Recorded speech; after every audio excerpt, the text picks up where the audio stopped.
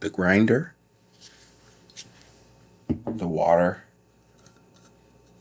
the brewer. For years, each of them stood in a way between me and the cup. Now none of them do. It's been a journey. It's been a journey with me and coffee for a very long time. And it's an interesting one. At first, it was a French press. And when I used the French press, it was magical. It was great. I got cracked out over coffee.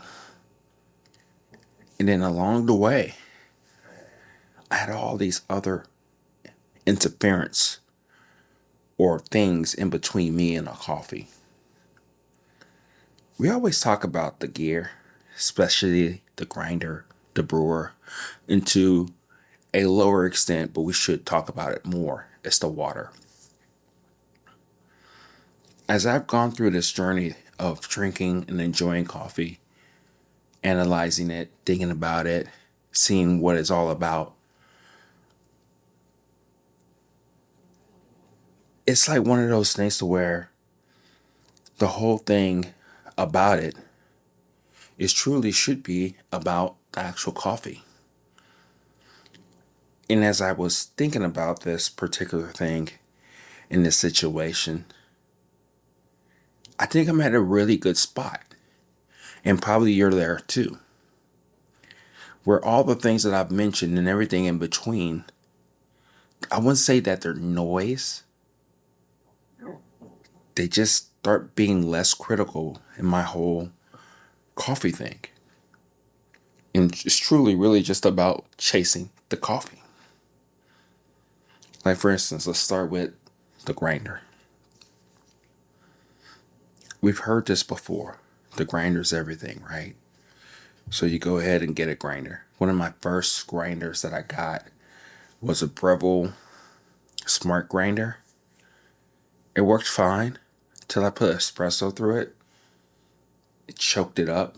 The only time it really worked fine was when I was using a darker roasted coffee. But it died, right? Then I got a Hario grinder. It worked fine, no issues really. Didn't really know what I was getting myself into. I got this grinder, that grinder, this one and that, and trying to use blade grinders and just trying to go the whole gamut. And I was always thinking about, is this holding me back? Is this the thing that's not really working for me in this whole coffee thing? And as you know, I have about 7 or 8 grinders, right? I have plenty of them. Some of them are a little bit more accessible or the ones that I gravitate to more than others. Some of them have different profiles in the cup and the coffee. Some have a little bit more fines than others and all that good stuff. But one thing that I've realized throughout this whole journey is that now, the past year or so, I know I bought a grinders, kept buying them. It's less of the deterrent. It's less of a big deal. I know that I'm able to make anything that I really want to with whichever grinder that I do have.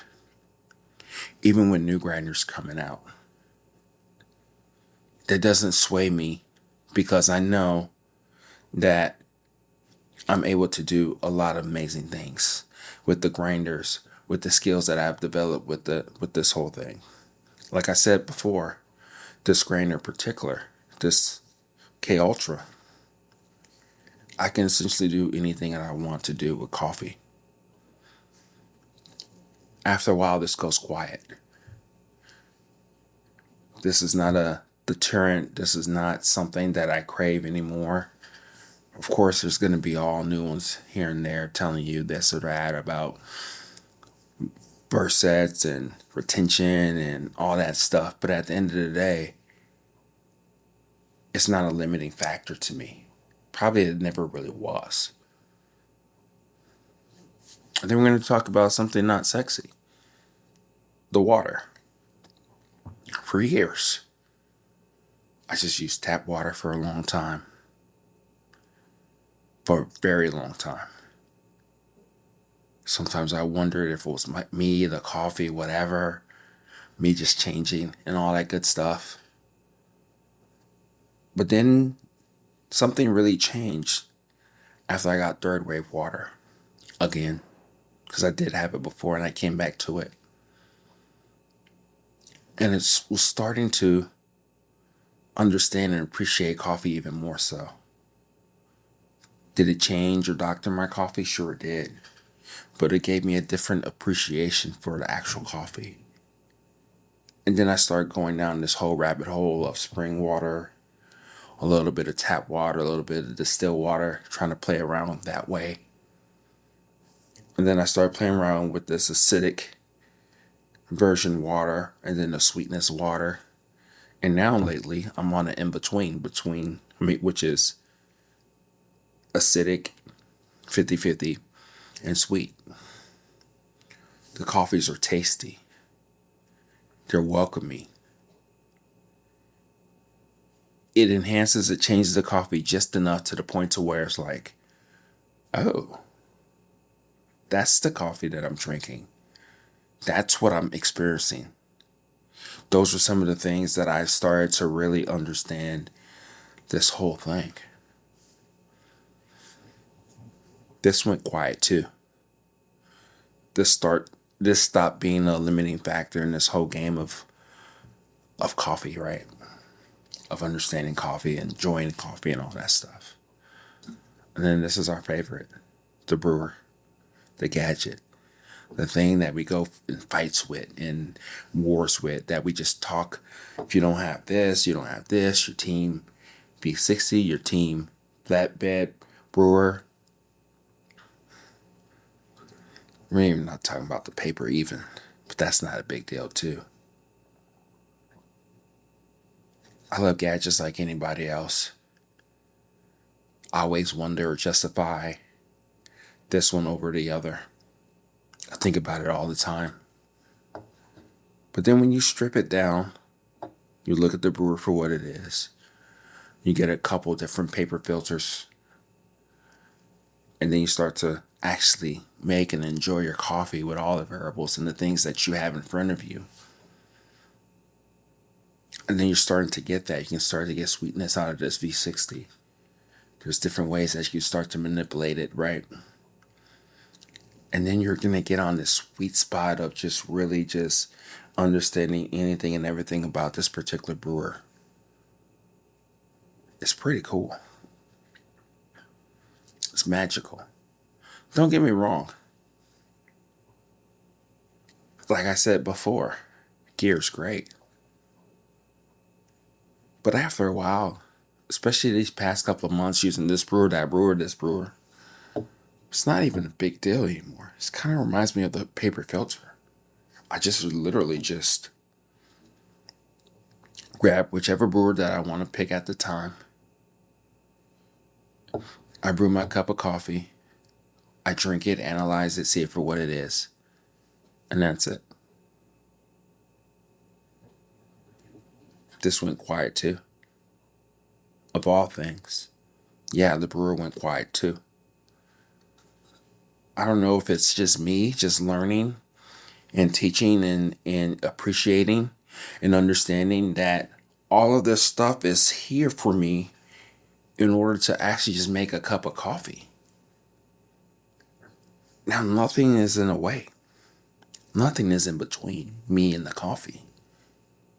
And that's the way it's supposed to be. That's the way that we're supposed to understand and enjoy and drink coffee for what it is.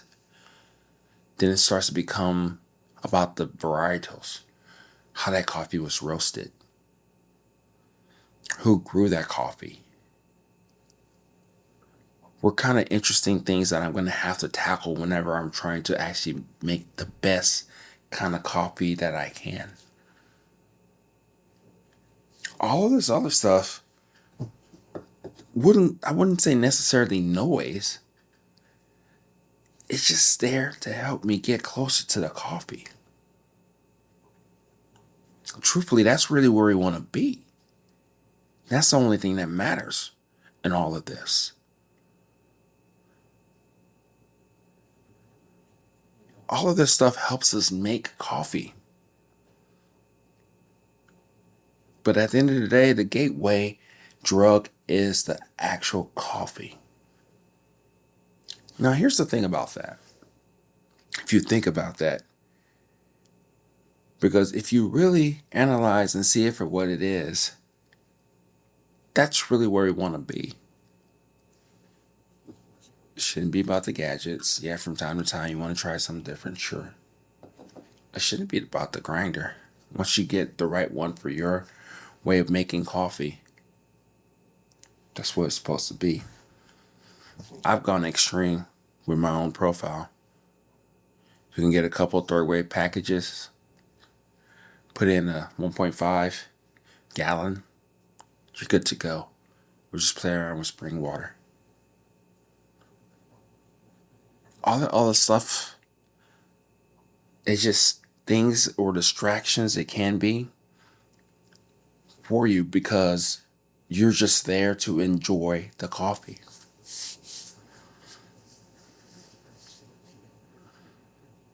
I guess really what I'm saying here is that once you peel the onion, the layers, whatever else that you're trying to do here, it's always going to be about the coffee. And I'll say this to you because I thought about this when I was thinking about this particular topic, this particular concept, the particular way of thinking and being about this whole coffee thing is that if we ever lose sight of the joy, the fascination of coffee, then we truly lost the plot. I go through that too a lot of times. A lot of times I get masked and confused and deterred with all of this stuff plus more that we have to deal with. It's about the coffee. It's about understanding, cherishing, going on that journey with that coffee. And the cool thing about actually all the things that I've talked about is that they're needed. They're needed in order to make a good cup of coffee. But after a while, having 15, 20, even 8, like I do, grinders, 20 plus brewers, I'm assuming.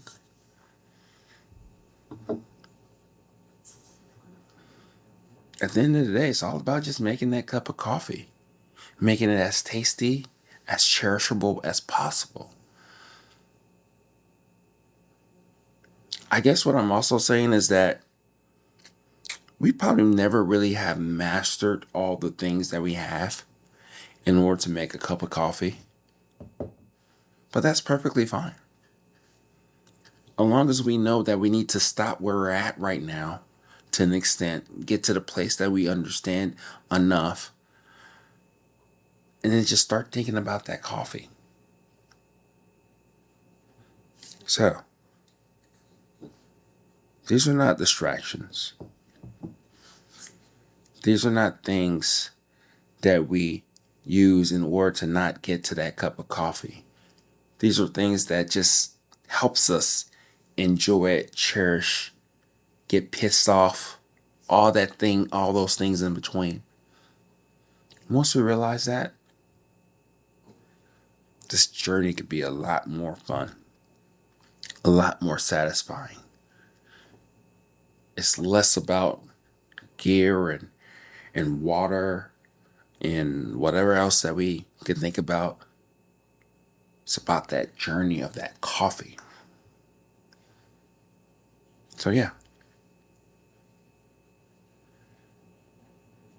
that's what I got for you. Let me know what you think. Are you there too? Are you thinking about the things that you harp over, think about, try to gather your thoughts about when you're actually trying to make your cup of coffee? Or are you in a different phase right now where you're still trying to figure out the grinder? Because there's phases in this, right? Or are you wondering if this particular brewer is better for your situation versus the next one? Or are you just a person who's drinking that tap water and seeing that your coffees are tasting great or not? We have so much room for improvement, but at the end of the day, it's about the coffee.